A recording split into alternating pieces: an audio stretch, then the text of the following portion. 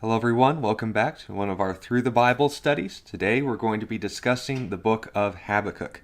Now, the book of Habakkuk is one of the shorter books, so we'll be able to go through it verse by verse here today.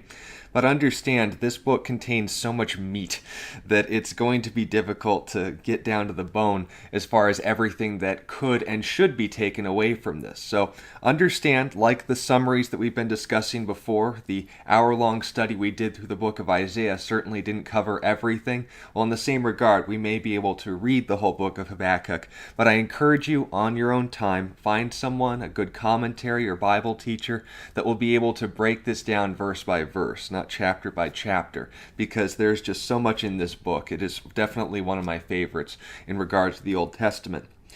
Today, we're going to just be summarizing the main themes, though, to equip you for further Bible study, because once again, as is emphasized regularly in these studies, my goal here isn't to substitute personal Bible study, but to enable you to do so informed. So let's start with the author. Who was the one who wrote Habakkuk? That would be Habakkuk. Habakkuk was a prophet, member of the southern tribes of Judah and Benjamin in the nation of Israel. Ultimately, the southern two tribes were the ones who were taken away by Babylon in the 6th century BC, but the northern 10 tribes, the majority of the nation of Israel, had already gone at this point. Assyria had taken them into captivity, and Habakkuk was living in a time where basically the southern tribes' relationship with God preserved them. One angel was able to drive away the army that had wiped out all the others. But the problem was there was still evil going on. Habakkuk was still asking questions. Sure, we have the temple of God. Sure, we have a relationship with God, but I can't really speak more than for myself in that regard. My nation is falling apart. God, are you going to do anything about this? And this is essentially the starting point for this book. But before we get into any of the historical circumstances beyond what's already been done, we should really discuss his name, because this is actually really cute. Habakkuk's name means hugger, embracer, someone who draws close, right? Well, understand, in Hebrew culture, you didn't just name your kid Habakkuk or Isaiah or Jeremiah or any of these other names that are probably a little bit more unfamiliar to us than most, for no reason. We usually just name people things because we just like the sound of it, or it has basically in honor of a relative. Well, in Hebrew culture, it was a little bit more personal, because actually in most cases, most babies weren't named until after their first week of life, because a child's name would either reflect a historical event that took place in their lifetime, based on a calling of God that they would have in their lives, or based on something that reflected their personality. A good example of this would be Jacob and Esau. Esau, if you remember, his name meant hairy, and the reason why they named him Harry, not Harry, but Hairy, describing someone who is full of hair, wasn't because they were trying to play a joke. When Esau came out of mom, the only thing that came to their mind was Chewbacca, so he gained the name Harry. Then when they took Esau out of mom, they saw there was a little monkey hanging on outside of the barrel here, if you'll pardon the expression. He was trying to pull his brother back in. And so they looked at this baby who was trying to cheat. He was trying to hold his brother back, just keep him back so that he would be born first. They called him cheater, heel catcher. Just basically this person who grabs by the heel, who tries to trip someone up. And that is where the name Jacob comes in. It means heel catcher. So with these names actually named with the intention this would reflect their personality, it's a really cute image to imagine what Habakkuk's parents were ultimately seeing when little Jewish boy came into this world, and the only thing they could say about him was, boy, this kid loves to hug. We're kindred spirits in that regard. My hugs are loved as well as feared by many. Anyway, you underestimate the power of a bear hug, but anyway, Habakkuk was that kind of individual, and this didn't just apply to his relationship with others, and that he was a hugger, that I'm sure, but it was also in his relationship with God. And there's nothing that reminds you more that someone is there than if you're holding on to them and keeping them there. And this is essentially what the theme of the book is all about, is God, where are you when things go wrong? And especially this regard. Why should I trust God? What reason do I have to trust God? And understand, that is the definition of faith. Not blindly trusting, but trusting with reason. And these reasons Habakkuk essentially is going to be giving us will be after asking several questions and listening to their answers. Because understand, there's some people out there who are just skeptics for skepticism's sake. They won't listen to any answers. They'll just continue asking questions because it makes them seem virtuous. Well, understand, by doing that, you're not only wasting the individual trying to answer your questions' time, but also your own. Habakkuk wasn't asking questions of God just for its own sake. He listened to the answers. He didn't always understand the answers, but because the answers were something that he could rest on, he said, in light of that reality, because I know you, God, I'm just glad that you're here. I'm just glad that I can hold on to you and know that you are the one doing these things. And even though I don't understand everything that you're doing, even though I don't even always understand the answers that you give, these answers would echo all the way into the New Testament and have implications even in our world today. And that is why Habakkuk was called a prophet, not just because he spoke to God, but God spoke through him. And being held to the standard that Moses laid down in Deuteronomy chapter 18, we see that being tested according to that standard, that the information was accurate. He was speaking the same God that Israel had seen and interacted with from the beginning. But even more importantly, he had miracles to support this, predictive prophecy. We're going to be getting into all of that in today's study. So let's start with verse 1 of chapter 1. This topic essentially brings up what was going wrong. Why is Habakkuk asking questions? The burden which the prophet Habakkuk saw. That's generally a term that would imply when they're speaking the word of God, there's just a burden laid on their heart and they want to address it. O Lord, how long shall I cry, and you will not hear? Even cry out to you violence, and you will not save. Why do you show me iniquity, and cause me to see trouble? For plundering and violence are before me. There is strife, and contention arises. Therefore the law is powerless, and justice never goes forth. For the wicked surround the righteous, therefore perverse judgment proceeds. Now these terms, perverse, meaning to take something and twisting it towards a different perspective, a different purpose, right? To mess something up. That's how he's describing justice. Contention, arguments, strife, a lack of peace. Law, being powerless, the ability to restrain evil and promote good, has become useless. But wait, Judah, the place where the temple of God was, Habakkuk, you're saying that the people where the temple of God was in a Christian nation are still sinning, still making mistakes, still even going so far as to live in a corrupt society even though they put on the label of being godly people? Absolutely. It's no different then than it is today. And Habakkuk isn't just wallowing in his misery, he's asking about it. He's saying, God, I'm literally calling out. I'm under attack. Police, help. Right? And no response. God, what is happening here? That's the question. In the nation of Israel, specifically in Judah, they knew God's law, but they weren't practicing it.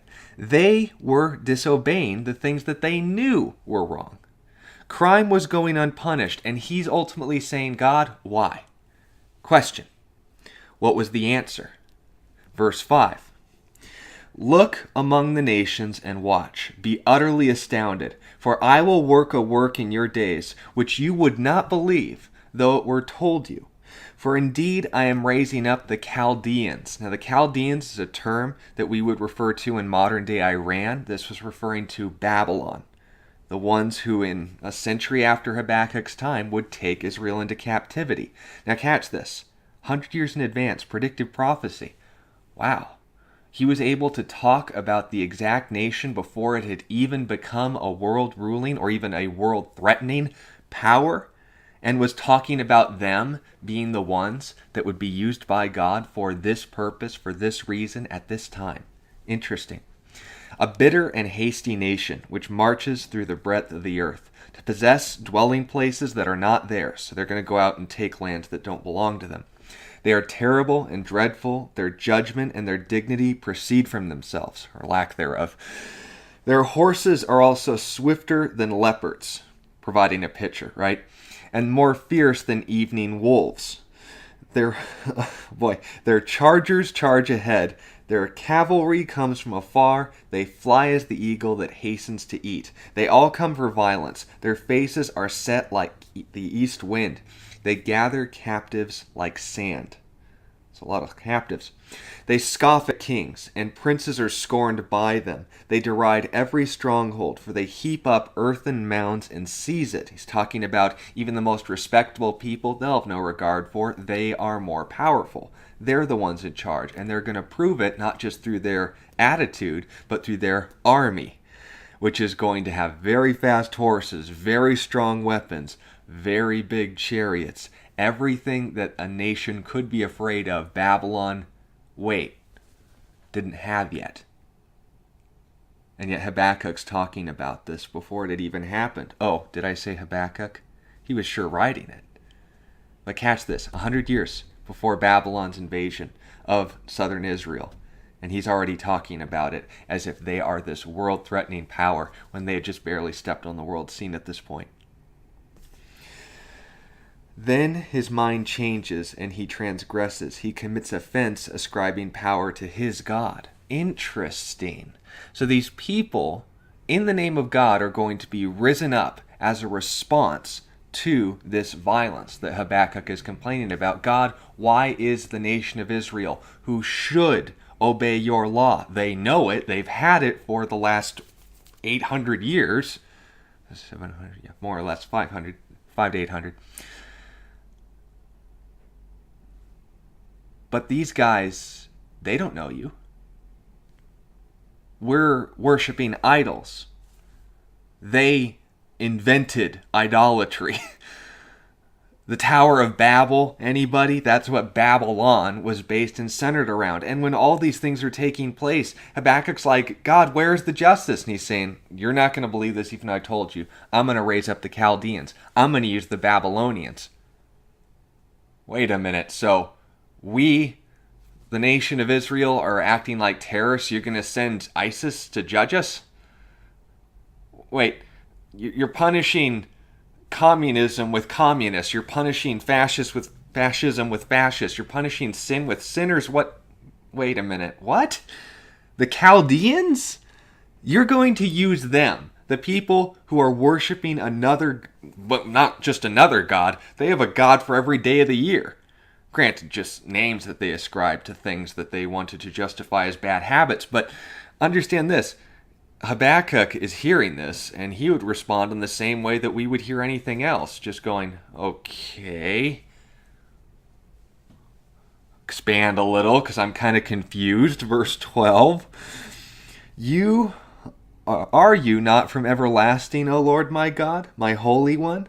We shall not die, O Lord. You have appointed them for judgment. O Rock, you have marked them for correction. You are of purer eyes than to behold evil, and you cannot look on wickedness. Now note, it doesn't mean that if you do evil, suddenly you're invisible to God. It means he can't look with approval on wickedness. Why do you look on those who deal treacherously, and hold your tongue when the wicked devours a person more righteous than he? Yeah, God, we're bad. Granted, I just asked about that, but they're worse. Why are you using them to judge us if they're worse than we are? And he gives examples. He says, why do you make men like fish of the sea, like creeping things that have no ruler over them? They take up all of them with a hook. So he's using fishing as an analogy. Catch this. They catch them in their net. They gather them in their dragnet. Therefore they rejoice and are glad. By the way, a dragnet is a net that you drag, in case you didn't know. I didn't either. I had to look it up. And where were we? Therefore they rejoice and are glad. Okay, catch this. They gather in a bunch of fish like people, right? They divide the nations up. They bring in all these captives. But catch this. Just like a fisher who's dragging his net across the floor of the ocean and then just pulling it up like in the end of Finding Nemo. Then they what? They thank God, the true and living God, for giving them this opportunity to not only enjoy this food, but for giving them the opportunity to be able to fish in this way. Or no, they just don't thank anything. They praise their own skill. No, even worse. They sacrifice to their net. Oh, net. You have been so good to us in not breaking in order for us to bring in these fish. We're going to build a statue to you, and you're going to be the net god. And we're going to worship you, and we're going to take the first and best of these fish, and we're going to burn it as an offering and a sacrifice to you, O glorious net god. And Habakkuk's like, okay, so nation of Israel worshiping and living basically as if there is no God and going after every God but the true and living God. Babylonians, they go fishing with a net. They catch something in the net, then they worship the net as if it's a god. What's going on here? Did you see there's a problem here? We're, yes, idolatrous, bad, but they invented it. They are worse than us. They've been doing it a lot longer than us. He just basically goes on for that. They said, because of them their share is sumptuous, their food is plentiful, and they therefore shall empty their net and continue to slay nations without pity. God, these guys are bad. This doesn't answer my question. Wait, bad stuff's happening. You're not answering. So your answer is to let bad guys do bad things to the bad guys? What, the worst guys even? The Babylonians? Now catch this. Habakkuk's first question was, crime's going unpunished. Why? God says, I'm going to use the Babylonians to judge that crime. Habakkuk's second question, why are you using criminals to punish crime? Chapter 2. I will stand my watch and set myself on the rampart and watch to see what he will say to me. Now listen to this. And what I will answer when I'm corrected. Habakkuk knows God well enough that even when he doesn't understand what God's doing, he's still right. And based on that assumption, he says, okay, God, I don't get it. I'll be honest about that. I don't understand how using criminals to judge crime works. But when you, not if you, when you correct me on this, all ears.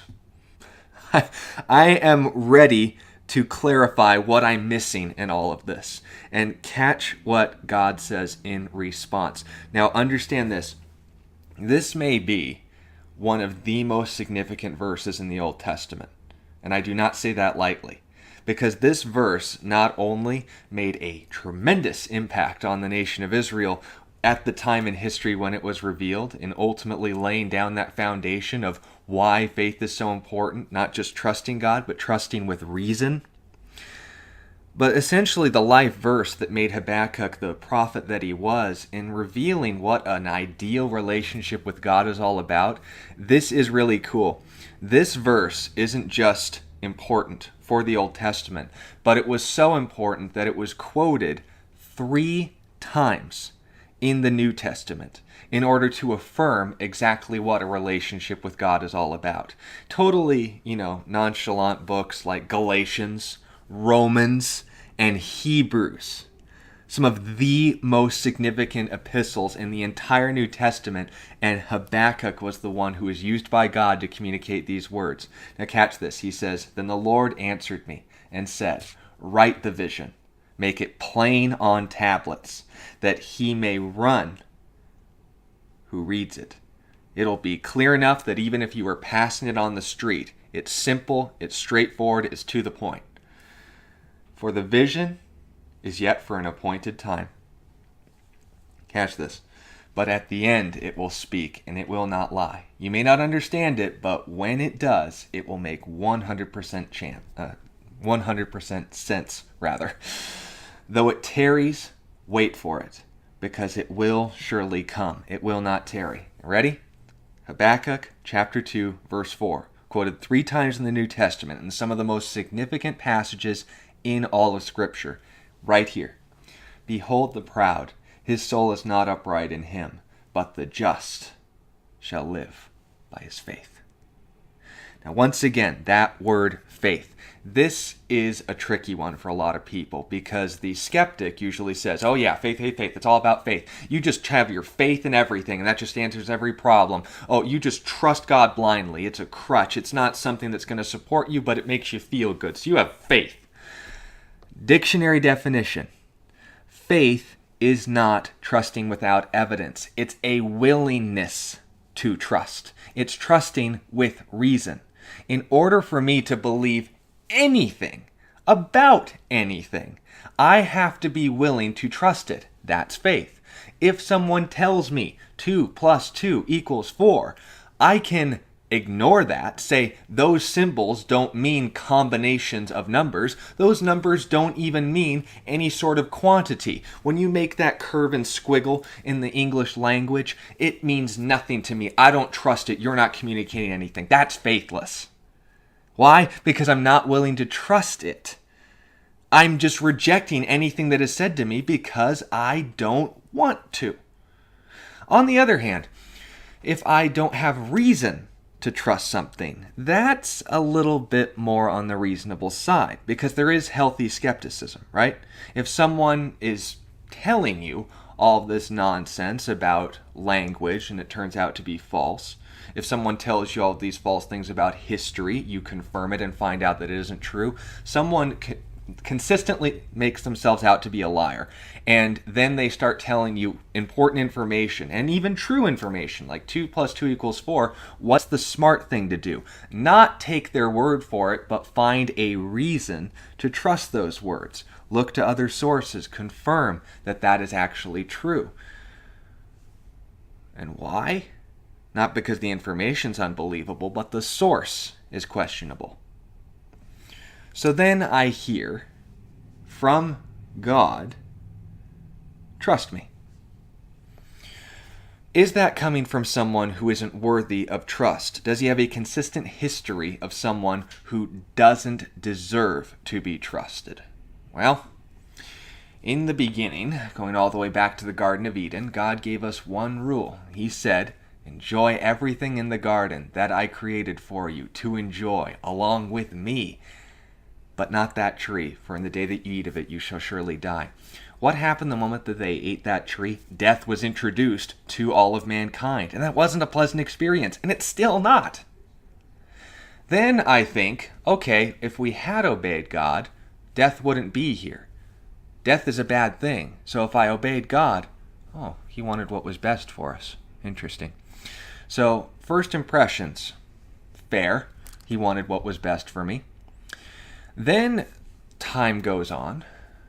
After having made a promise to Adam and Eve that a son will be born to you, ultimately, he would be the one to crush the serpent's head, take away his power from you, death. That promise was repeated to Abraham. And once again to his son, Isaac, and his son, Jacob. Continues in the nation of Israel to this day. He said, you guys will not pass away. They still haven't, not even in modern day. God said that he would come to this world, born of a virgin, in the town of Bethlehem. Look up all these passages that go into excruciating detail, even numerically predicting the day in which he would ride into Jerusalem on a donkey's colt. And what? We see that when God said something, it was not only from someone who wanted what was best for us, but never has given us reason to doubt him. One time that God has ever said something and it wasn't true. And I'm not saying that God said something that you didn't like. I'm saying when God said something that simply wasn't true. Not when someone said that God said something that wasn't true. That was clarified in Deuteronomy 18. If someone says something in the name of God and it does not come to pass, false prophet. I wasn't speaking from him, or through him rather, because I don't get stuff wrong. I can't lie. It goes against my nature as the definition and source of everything good. And so when we're talking about Habakkuk, listening to God and saying, look, I'm willing to face correction here. God, why are you using criminals to judge crime? I don't understand this. And in that situation, God says, trust me. Habakkuk then has to say, do I have reason to trust you? Have I trusted you before, and has it gone back on me? If I continue to trust you, where ultimately will that bring me?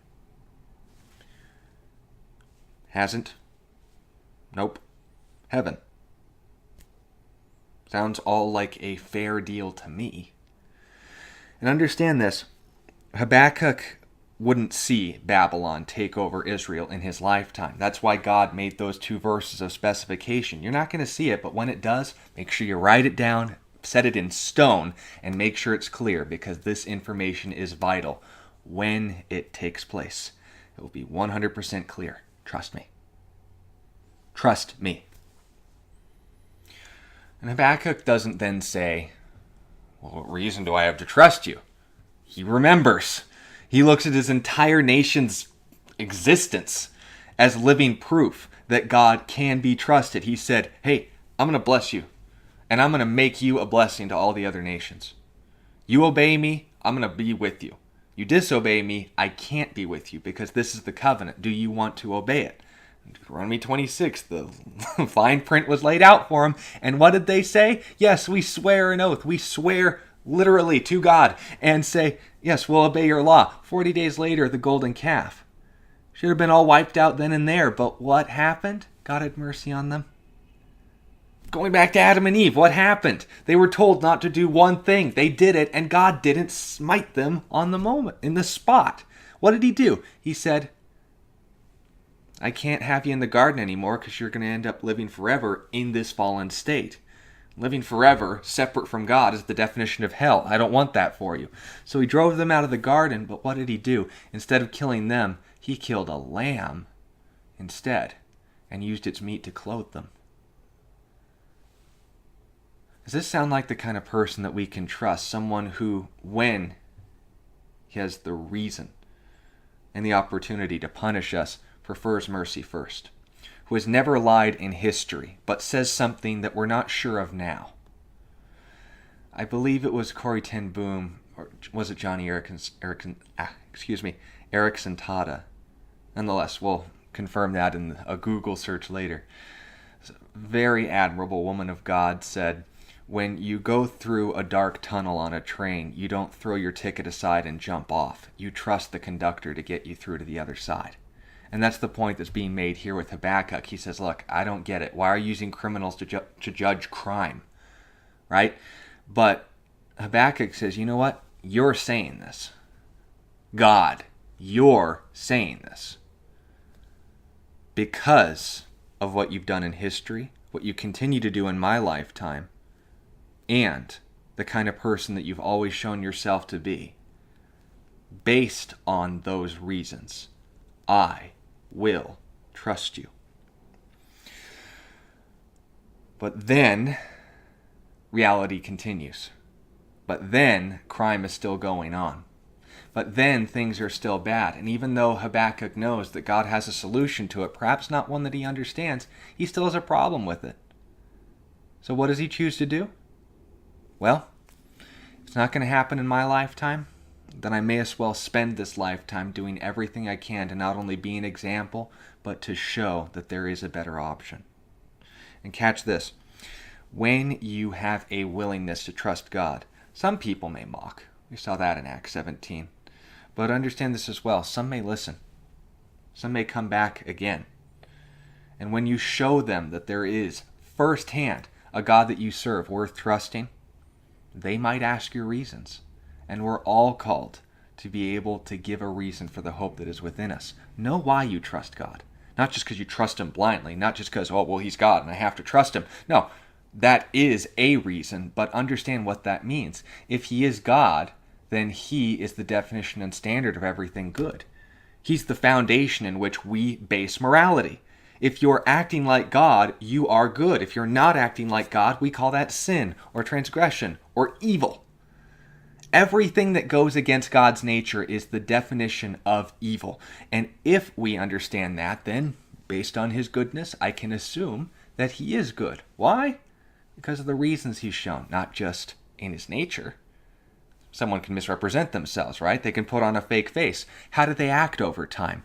I wonder why this Bible includes so much history.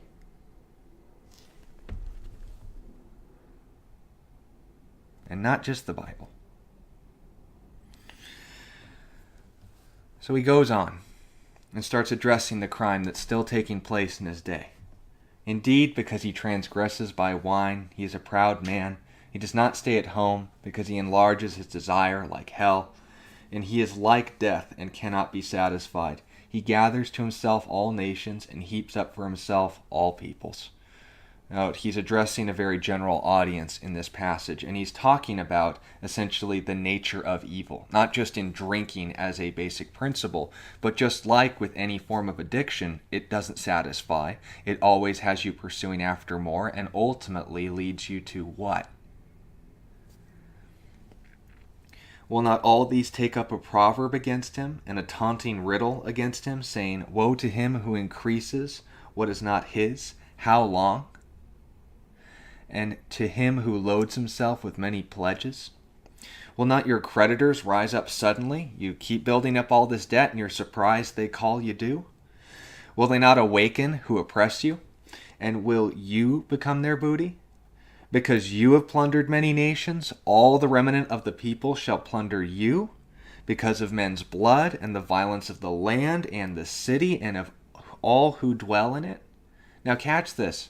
You'd think that he was addressing Babylon, but he's not. He's talking to his own people. The nature of an evil person is someone who wants nothing to do with God, whose nature defaults to everything and anything but him. And what is this ultimately demonstrated as? Someone who builds up their desire to excess. Someone who loads themselves down with more things than they can afford. Someone irresponsible. Someone who's basically not just immoral, but just foolish. Saying, look, won't people, smart people, have a few things to say towards you, against you? You want to be the kind of person who's ultimately made fun of because his actions are just plainly wrong? And he's talking about not just alcohol, but goes on to say violence of the land and the city. You have no value for human life. You don't know where it comes from, nor could you care.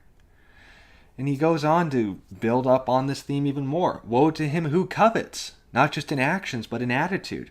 Evil gain for his house, that he may set his nest on high. Now note, is it wrong to want a big household, a high nest? No, but if you compromise truth, you compromise your character to achieve it, that's a problem. That is not the kind of attitude that God has or wants you to demonstrate. Because what? Will not your creditors turn against you? Won't those debts eventually pile up? God's given you the freedom to choose, but not freedom from the consequences of those choices. He may set his nest on high, that he may be delivered from the power of disaster, but you give shameful counsel to your house, cutting off many peoples, and sin against your soul. For the stone will cry out from the wall, and the beam from the tinders will answer it. Woe to him who builds a town with bloodshed, who establishes a city by iniquity. Behold, it is not of the Lord of hosts that the peoples labor to feed the fire, and the nations weary themselves in vain. For the earth will be filled with the knowledge of the glory of the Lord, as the waters cover the sea. Oh, I look forward to that day. Woe to him who gives drink to his neighbor, pressing him to your bottle, even to make him drunk, that you may look on his nakedness. Images. You are filled with shame instead of glory. You also drink, and be exposed as uncircumcised. Look, the things that you're doing to take advantage of other people, why don't you take a sip of your own medicine and we'll all find out that you, in fact, are not an Israelite. And how would they figure that out? Well, understand circumcision is the cutting off of the outer layer of skin from the male genitalia. And Hebrews were notoriously circumcised.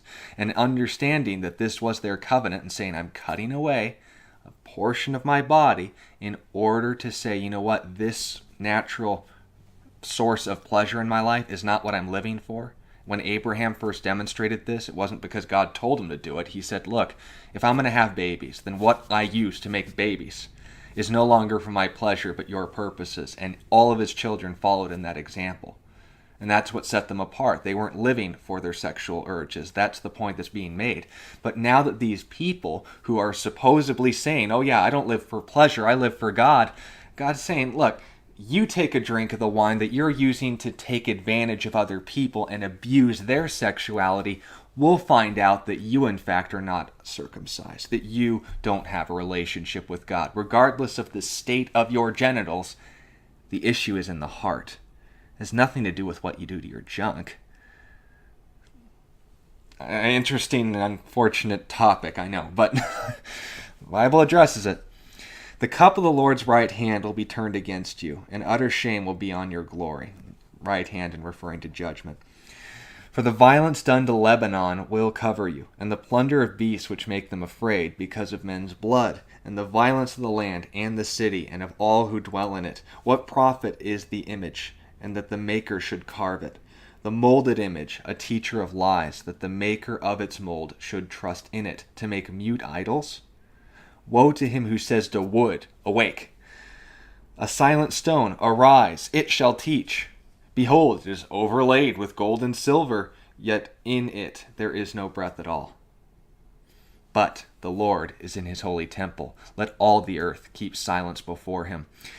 Habakkuk basically just gets down to the real issues here. Whether it's in, drinking to excess, biological immorality, irresponsibility with your body, what you eat, what you drink, or social immorality, how you treat others, the violence that you make a natural habit out of. God's going to have you answer for them. Whether it's sexual immorality, the pursuit of pleasure at the cost of someone's sanctity, or just in general, the making of idols. Now, once again, like faith, this is a term that's sometimes used but not defined properly. An idol literally means a nothing. That's what the word means. And if I make an idol, it's basically saying this is not God. It's an object, but I'm going to treat it as such. It's treating something less than God like God. As Romans 1 defined it, worshiping and serving the creature rather than the creator, the creation rather than the creator. It would be, as his example was, is it going to accomplish anything to say to wood, stand up, let's see how strong you are? Chirp, chirp, chirp. It's a piece of wood, right? It has no will. It can't help you. It can't respond to you. You talk to a rock and say, hey, teach us, show us some of your wisdom, oh noble rock. We'll circle around you 7 times and kiss you. Make a global tourism resort out of it. Chirp, chirp, chirp. It's just a rock. Oh, but I'll cover it in gold. I'll make it look so appealing and fancy. I'll make these ornate carvings around it. Still a rock. It's an object. It can't hurt or affect anyone's lives in any way. And so Habakkuk is essentially calling them out on the carpet, whether it's how you eat, how you act, how you treat others, how you view others, or ultimately what you choose to treat like God in this world. God's still on the throne. God is real. And he will ultimately be the one to make you guys give an account for all these things. Yes, you are free to make mistakes, but understand those mistakes have consequences, and God would rather give you mercy. He would rather have a day where the earth is filled with the knowledge of the glory of the Lord. And that's another term too. Glory means to show who you are. If I just talk about me and I demonstrate and act like me, I'm glorifying myself. And there's not a lot of glory to be had there. You might get to know me. You'll be familiar with my glory. But showing myself only goes so far. When we're called as Christians to glorify God, it means to show the world what he's like. And who glorified God more than God himself when he came to this earth? That's why the Father said he is glorified in the Son, because he showed the world exactly what and who God is.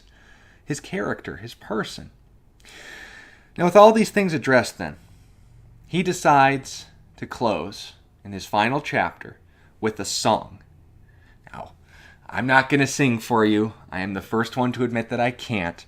But this is actually really neat, because As I've been saying throughout this study, Habakkuk trusted God with reason. He hadn't had a reason to doubt God before. God had not given him reason to question his motives, question his methods, question his goodness. He just simply didn't understand the answer. And so in light of the reality of who God was, in light of his nation's history, in light of the character that has been continued to be demonstrated by God in his own life, he chose to trust God. Now, what were those reasons again? Well, Habakkuk concludes the book by listing them. And nothing makes you more familiar with things than a song, and especially fun songs. Now, granted, you could set something to music in kindergarten and it might stick in your head, but it won't be a pleasant experience. So Habakkuk begins in chapter 3 by saying, a prayer of Habakkuk the prophet on Shigionoth. What's Shigionoth? Well, Shigionoth is actually a genre of music, an ancient genre, granted, but one that we would compare today as epic. If you look up, listening to this on YouTube, say pausing this video, bringing up a different tab, or just on your own time, find a song that just really excites you, builds you up. Just like, I can't help but picture a massive war scene from like Lord of the Rings just going all berserk up in this joint. Shigionoth, like for example, I'll give some that I would come to mind. Dragon Rider by Two Steps from Hell, Lux Aeterna by Clint Mansell, and that's not just the hokey violin one, but the actual orchestra with the cymbals and the clashing is just exciting, right? And because YouTube goes out of its way to flag me every time I even do anything remotely beyond what I'm doing here, I won't play any music. But just have that in mind as you're reading this song. That's what the intention's meant to do. It's something meant to excite and inspire. It's epic music. And this is the song. It sounds sing-songy and rhymey in Hebrew, but this is just the way it's put. O Lord, I have heard your speech and was afraid. O Lord, revive your work in the midst of the years. In the midst of the years, make it known. In wrath, remember mercy. His opening stanza. God is terrifying when he's against you. If he doesn't give us mercy, we're toast. That's his first introduction. Verse 3. God came from Teman, the Holy One from Mount Paran. His glory covered the heavens. The earth was full of his praise. His brightness was like the light. He had rays flashing from his hand, and there his power was hidden. Before him went pestilence, and fever flowed at his feet. He stood and measured the earth. He looked and startled the nations. The scattering mountains, or rather the everlasting mountains, were scattered. The perpetual hills bowed. His ways are everlasting. I saw the tents of Cushan in affliction, and the curtains in the land of Midian trembled. O Lord, were you displeased with the rivers? Was your anger against the rivers? Was your wrath against the sea? That you rode on your horses, your chariots of salvation? Your bow was made quite ready. Oaths were sworn over your arrows. That's actually worth awesome. He said, he's basically calling out like Babe Ruth, and saying, arrow, arrow, arrow, draws him, and then just goes all Legolas up in this joint. You divided the earth with rivers. The mountains saw you and trembled. The overflowing of water passed by. The deep uttered its voice and lifted its hands on high.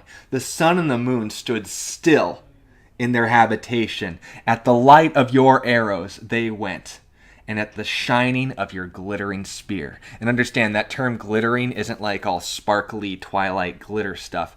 It's referring to the flash that takes place when a lightning bolt strikes, so that it burns in your eyes. Now, this image in mind is how God has proven his majesty. And you might have recognized some of Habakkuk's references. In Israel's history, how had they seen God manifested himself? Well, in the land of Midian, that region that we would know today as that little triangle between Egypt and Saudi Arabia, right? This little triangle, that is the general region where we think that Mount Sinai was. And when Israel traveled to this region, God directly manifested his glory. Not entirely, but enough so that the entire mountain caught on fire. And every time he said something, an earthquake happened. And when God spoke his law, the people of Israel were just like, Moses, can you just tell us what God says so that we don't have to hear this every time it's sermon day? We're going to die if we hear this anymore. And Moses said, yeah, that was kind of the point. Oh, very impressive demonstration. But then he goes on and says, were you mad at the rivers? Well, where had God shown some displeasure towards water? We'd see the turning of the Red Sea, not the Red Sea, the Nile River to blood. We see him splitting the Red Sea so that the children of Israel could walk past. We're talking about all these amazing demonstrations of miracles throughout Israel's history and their own living witness as a testimony to that God didn't just do these things to show off. He did them for a reason, to preserve his people, to keep his promises. And if God has to literally introduce new factors into the laws of nature in order to see those done, he will.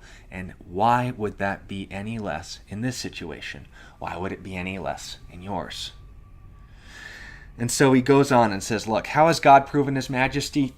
He's got the lightning spear and calling out awesome shots with his arrows. He looks and all the nations freak out and have heart attacks. He just throws over mountains, flattens hills. It's just like, man, God is awesome. Verse 12, another question. How has God proven his mercy? Because it's enough that the creator of the universe is impressive. He could squash this earth like a bug if he wanted to. But what about that other important detail that we didn't just separate ourselves from God and now deserve judgment? How has he shown us mercy? You march through the land in indignation. You trampled the nations in anger. Oh boy, nations. You went forth. God went forth? He walked on this earth? Was he going to stomp on nations? For the salvation of your people. For salvation with your anointed. By the way, in Hebrew, anointed is Mashiach. Get the term Messiah from it. Or in Greek, Christ. You struck the head from the house of the wicked by laying bare from foundation to neck. This is hilarious. What he's saying is that God directly came to this world. We thought it was going to be in judgment, but the only head he knocked off were the evil ones. In fact, the evil one. And he did it through his Messiah. He did it personally. This is fun. Verse 14. You thrust through with his own arrows. The head of his villages, they came out like a whirlwind to scatter me. The rejoicing was like feasting on the poor in secret. You walked through the sea with your horses, through the heap of great waters, and when I heard, my body trembled. My lips quivered at the voice. Rottenness entered my bones, and I trembled in myself that I might find rest in the day of trouble. When he comes up to the people, he will invade them with his troops. Habakkuk, in reflection of all the horrible things going on, he says, God, you literally took the enemy's own weapons and used them against him. Now catch that. What did Jesus do to remove death's power from us once and for all? He took everything death had on himself, and now through himself offers us freedom from death. Physically or not, the real death, spiritual death, death meaning separation. Not just physically from our bodies. When our soul separates from our bodies, that's physical death. But spiritual death, separation from God, the source of all life, hell itself. That's what God delivered us from. And he used the enemy's own arrows to kill him. I just love that image. Now here is where he concludes. Verse 17. Though the fig tree may not blossom. Remember, Israeli culture, farmers. What happens if fruits aren't growing on the trees? Fruits be not on the vines. Though the labor of the olive may fail, and the fields yield no food. Though the flock may be cut off from the fold, and there be no herd in the stalls. Life is miserable. No food, right? No animals, no fruit, no vegetables, no nothing. Though everything has gone to pot. Yet I will rejoice in the Lord.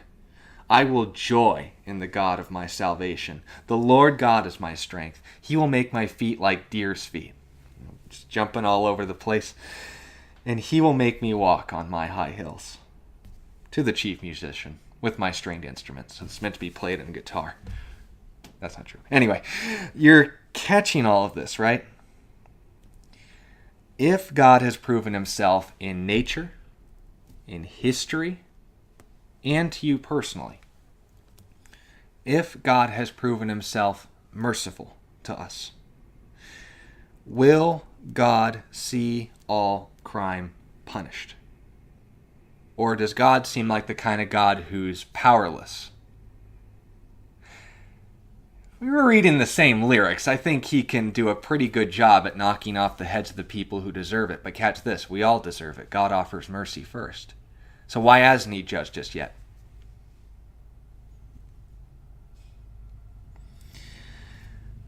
God will ultimately see all crime punished. Justice will be fulfilled. And understand this, that will either be from two bases. On himself, where everything that every evil person deserved was given in the full, or on themselves. God offers mercy. God offers forgiveness. But if you reject mercy, all that's left is judgment. Crime needs to go. Crime needs to be punished. It will not go unpunished.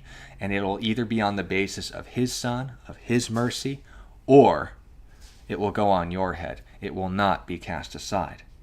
And understand that is the God that we serve. So in light of all of that information, in light of all these reasons to trust him, is God still good, even when things are bad?